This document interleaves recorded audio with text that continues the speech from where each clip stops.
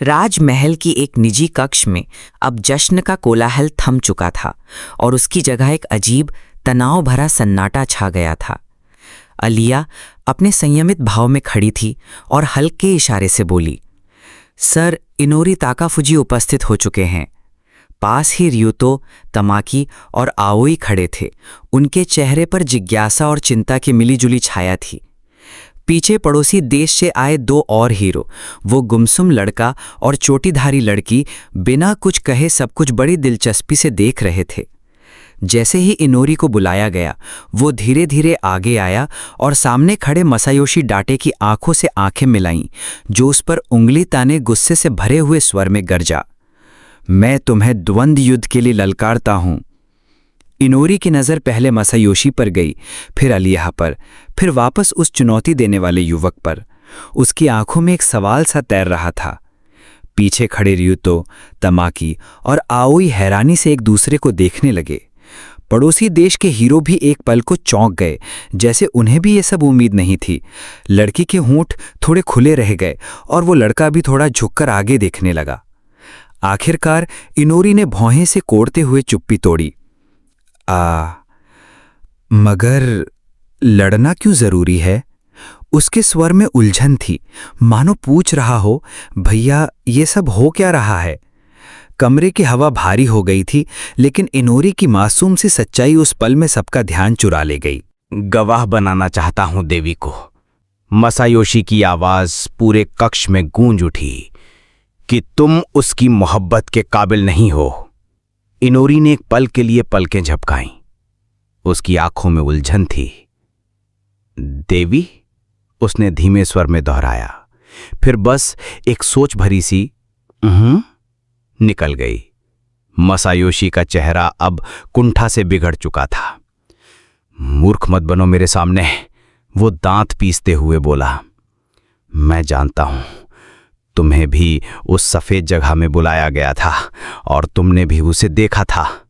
उसके जहन में अब भी वो दृश्य ताजा था, एक चमकदार प्रकाशमय शून्य और उसमें हवा में तैरती हुई वो दिव्य आकृति, देवी। शांत मुस्कान, उज्ज्वल आभा और एक उपस्थिति जो रूह को भी कंपा दे। इनोरी ने भौहें सिकोड़ते हुए कहना शुरू किया, पर इसका क्या लेना देना? मसायोशी ने बात बीच में ही काट दी और इस बार उसके गालों पर हल्की सी लाली उतर आई थी। उसने अपनी निगाह जमीन पर झुका ली। मैंने उसे प्रपोज किया था। क्या? इनोरी का मुंह खुला का खुला रह गया। वो इतना चौंका जैसे किसी ने उसके कानों में विस्फोट कर दिया हो।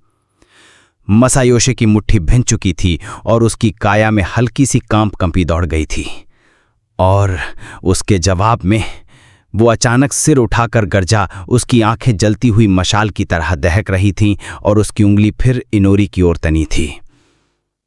इनोरी ताकाफुजी को हरा दो, फिर मैं सोचूंगी। हाँ? इनोरी की आंखें फैल गईं और उसके चेहरे पर ऐसा भाव था जैसे किसी ने उसे सीधे तीसरे आसमान से पटक कर जमीन पर गिरा दिया हो। वो अब भी मसायोशी को घूर रहा था और सोच रहा था, ये किस लाइन में आ गया हूं यार मैं? इनोरी ने गहरी सांस ली और ठोड़ी सहलाते हुए बड़बड़ाया, अब समझ में आया। तो असल में देवी चाहती है कि मैं उसका काम निपटाऊं। उसके जहन में एक मजाकिया कल्पना तैर गई। वो दिव्य देवी चंचल मुस्कान के साथ विंक करती हुई उसके सिर के पास एक स्टारबर्स्ट चमक रहा हो और वो कह रही हो, I am counting on you. उसने मुट्ठी भींची और उसकी कनपटी पर एक नस फड़क उठी। उसकी तो जिम्मेदारी का नामो निशान नहीं। जब अगली बार मिलूंगा तो हिसाब बराबर करूंगा उससे। वो झुंझलाते हुए बड़बड़ा ही रहा था कि उसकी नजर रियुतो, तमाकी और आओई पर पड़ी। तीनों ही जैसे अजीब उलझन में फंसे थे। White space? रियुतो ने बुदबुदाया। The goddess? आओई ने धीमे स्वर में दोहराया, जैसे उसका स्वर कहीं भीतर ही गूंज रहा हो। इनोरी ने मन में सोचा, लगता है इनकी समनिंग का तरीका कुछ और रहा होगा। इन्हें तो शायद कुछ भी याद नहीं। मतलब बाद में पूरी कहानी समझानी पड़ेगी। उफ, कितना झंझट होगा। लेकिन अभी के लिए चुप रहना ही बेहतर है। वो फिर से मसायोशी की ओर मुड़ा और पूरी मासूमियत के साथ एक सपाट चेहरा बनाते हुए बोला, मुझे बिल्कुल समझ नहीं आ रहा तुम क्या कह रहे हो, लेकिन मैं स्वीकार करता हूं। मसायोशी की आंखों में अचानक चमक दौड़ गई और उसके चेहरे पर एक जीत सी मुस्कान फैल गई। ऑसम! लेकिन अगले ही पल इनोरी ने स्वर बदलते हुए कहा, अब तय करते हैं इस द्वंद्व का फॉर्मेट क्या होगा। क्या? मसायोशी चौंक गया, जैसे उसे ऐसी ठोस प्रतिक्रिया की उम्मीद ही नहीं थी। इनोरी अभी भी शांत स्वर में बोलता गया, अगर हम बस यूं ही आमने सामने भिड़ें तो तुम मुझे बड़ी आसानी से हरा दोगे, क्योंकि तुम और बाकी हीरोज की तरह मेरे पास ना तो कोई सुपर ह्यूमन बॉडी है और ना ही कोई ऐसा ब्लेसिंग जो कॉम्बैट में मदद करे। उसकी निगाह गंभीर थी, पर उसके भीतर चल रही थी एक चाल, एक सोच जिससे शायद ये लड़ाई उसकी शर्तों पर लड़ी जाएगी। अब देखते हैं तुम मेरे दिमाग का मुकाबला कर पाते हो या नहीं, मसायोशी डेट। इनोरी ने कंधे उचकाए और हाथ फैलाकर बोला, तुम सच में सोच रहे थे कि एक ऐसे बंदे को दबाने चलोगे जो साफ तौर पर बहुत ही बड़े डिसएडवांटेज में है? अगर हां तो शर्म की बात है यार। मसायोशी की आंखें चौड़ी हो गईं और उसका चेहरा गुस्से और शर्म के मिले-जुले भाव से तमतमा उठा। बिल्कुल भी नहीं, मैं साबित करके दिखाऊंगा, जो भी चैलेंज दोगे स्वीकार है। ये सुनते ही एक सन्नाटा सा छा गया। ryuto, टमाकी और आउई, इनोरी की टीम के बाकी मेंबर्स और वहीं खड़े मसायोशी के दो चुपचाप साथी भी, सबने हैरानी से एक दूसरे को देखा। मन में एक ही बात गूंज रही थी, ये चल गया। इनोरी के होठों के कोने हल्के से उठे, अंदर ही अंदर उसकी मुस्कान फैल रही थी, एक चालाकी भरी संतुष्ट मुस्कान। वो फिर से मसायोशी की ओर मुड़ा और भोगा, ठीक है, महल के पास एक डंजन है जिसे आमतौर पर नाइट्स की ट्रेनिंग के लिए यूज किया जाता है। क्यों ना एक गेम खेलें जहां जो पहले उस डंजन के फर्स्ट फ्लोर के बॉस को हराएगा वही जीतेगा। मसायोशी के चेहरे पर फिर वही विजयी मुस्कान लौट आई। उसने दोनों हाथ छाती पर बांधते हुए ऐलान किया, डील, आई एक्सेप्ट। उसी वक्त ryuto ने घबराकर इनोरी के पास झुकते हुए फुसफुसाया, इनोरी, तू श्योर है ना? तेरी एबिलिटी तुझे डंजन नेविगेट करने में तो मदद करेगी, लेकिन बॉस को हराने में नहीं। इनोरी ने उसकी बात का जवाब सिर्फ एक नजर से दिया, आत्मविश्वास से भरी हल्की सी मुस्कान, और ऐसी नजर जैसे उसने सब पहले से ही देख रखा हो। Don't worry, I have a plan. ryuto पीछे हटा, उसकी आंखों में अब भी सवाल थे। इस तरह तय हो गया कि अगले दिन एक अजीब लेकिन दिलचस्प डुएल होने जा रहा था। मसायोशी डेट हमेशा की तरह पूरे नाटकीय अंदाज में कमरे से निकला। तैयार हो जाना इनोरी, कहते हुए उसने एक भव्य विदाई दी, और उसकी चाल में रत्ती भर भी संदेह नहीं था। लेकिन इनोरी के अंदर कुछ और ही पक रहा था। अब देखते हैं मसायोशी, ये गेम तू खेलता है या मैं तुझे चलाता हूं। अगले दिन उस दुखद हार के बाद इनोरी घुटनों के बल महल के सिंहासन कक्ष में लाल कालीन पर बैठा था। उसके सिर झुके हुए थे और ऊपर सिंहासन पर रानी बैठी थीं। अपनी राजसी पोशाक और मुकुट में एक बर्फ जैसी कड़ी निगाह से इनोरी को दिखती हुईं। तो तुम ही हो इनोरी? उनकी आवाज गर्जना जैसी थी, हर शब्द में अधिकार और आलोचना टपक रही थी। खुद नियम बदले और फिर भी बुरी तरह हार गए, ये कैसे हुआ? समझाओ। पल्वराइज्ड। हां, यही शब्द सबसे सटीक था। उसने याद किया मसायोशी दाते का वो रूप। वो मानो कोई कुदरती आफत था। डंजन के हर मोड़ पर उसकी तलवार चमकती थी। राक्षस एक के बाद एक उसकी तलवार के सामने कटते जा रहे थे, जैसे वो हवा में चाकू चलाता हो।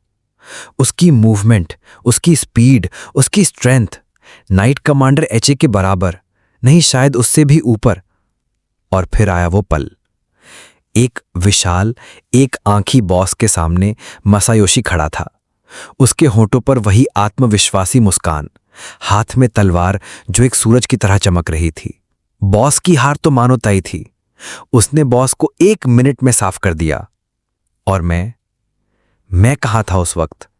इनोरी ने उस अंधेरी डंजन की यादों को मन में दोहराया। चारों तरफ धुंधली दीवारें, छिपे हुए ट्रैप्स, हर कोने में छुपे दुश्मन, लेकिन उसकी आंखों के सामने सब लाल इंडिकेटर में उभरते जा रहे थे। हर ट्रैप, हर दुश्मन, हर खतरा, उसे सब दिख रहा था। उसकी यूनिक एबिलिटी डिटेक्शन ने उसे बना दिया था एक छाया की तरह। ना कोई उसे देख पाया, ना छू पाया। वो दुश्मनों के बीच से ऐसे गुजरा जैसे हवा, ट्रैप्स को यूं चकमा दिया जैसे वो पहले से उन्हें जानता हो।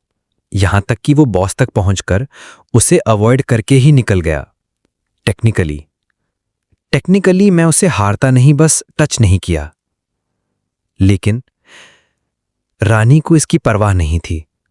उनकी नजर में हार हार होती है। अब पूरे हॉल में सन्नाटा था, सिर्फ इनोरी की सांसें और रानी की ठंडी निगाहें। और इनोरी के अंदर एक और विचार पल रहा था। गेम तो मैंने शुरू किया था, लेकिन ये रियल वर्ल्ड है और यहां सिर्फ चालाकी काफी नहीं। अब वक्त है रियल पावर की तलाश शुरू करने का। इनोरी अब भी घुटनों के बल झुका हुआ था, पर इस बार उसकी पीठ सीधी थी। उसने सीधे रानी की आंखों में देखा, बिल्कुल शांत, बिना किसी घबराहट के। ऑब्जेक्टिवली देखा जाए तो हां, उस द्वंद्व में मेरी करारी हार हुई थी, अनडिनाइबल। सिंहासन कक्ष की चुप्पी को चीरती हुई रानी की आवाज गूंजी, मैंने तुम्हारी आलस और कमजोरियों को अनदेखा किया, क्योंकि हमारे विश्वास पात्र नाइट कमांडर ने तुम्हारी संभावनाओं पर यकीन किया था। रानी के दाईं ओर एजियाना इतसे खामोश खड़ी थीं, चेहरा निर्विकार, आंखें जैसे पत्थर की बनी हों। लेकिन आज तुमने अपने घटिया प्रदर्शन से इस पूरे राज्य का अपमान किया है। अब रानी का चेहरा सख्त हो गया था, कोई कोमलता नहीं, सिर्फ निर्णय। और ये अपराध मैं कभी माफ नहीं कर सकती। पास ही खड़ी अलिया ने अपना सिर झुका लिया। उसके होंठ हिले नहीं, मगर उसकी चुप्पी में एक अदृश्य आघात छिपा था, जैसे कोई शब्द अधर में अटक कर बोलने से डर गया हो। रानी ने अपना राजदंड उठाया। उसके सिरे पर चमकती क्रिस्टल लाइट इनोरी की ओर इशारा कर रही थी। उनकी आवाज अब एक शाही फरमान में बदल चुकी थी। इनोरी ताकाफूजी, मैं तुम्हें इस राज्य से निष्कासित करती हूं। सारे दरबार में एक लहर दौड़ गई। कुछ सैनिकों ने सिर घुमा लिया, कुछ मंत्रियों की आंखों में अविश्वास झलक पड़ा। मगर इनोरी, उसके होंठों पर हल्की सी मुस्कान उभरी, एक ऐसी मुस्कान जो सिर्फ उसे पता थी। उसकी हेट्रोक्रोमैटिक आइज, एक सुनहरी एक गहरे नीले, हल्की रोशनी में चमक उठीं, जैसे उनमें कोई छुपा हुआ प्लान चुपचाप जाग रहा हो, कोई चाल जो अभी चली नहीं गई थी पर खेल में थी। So this is how it begins? Perfect. Inori ने सिर झुकाया, लेकिन इस बार विनम्रता में नहीं, बल्कि विदाई के सम्मान में। उसकी असली कहानी अब शुरू हो रही थी।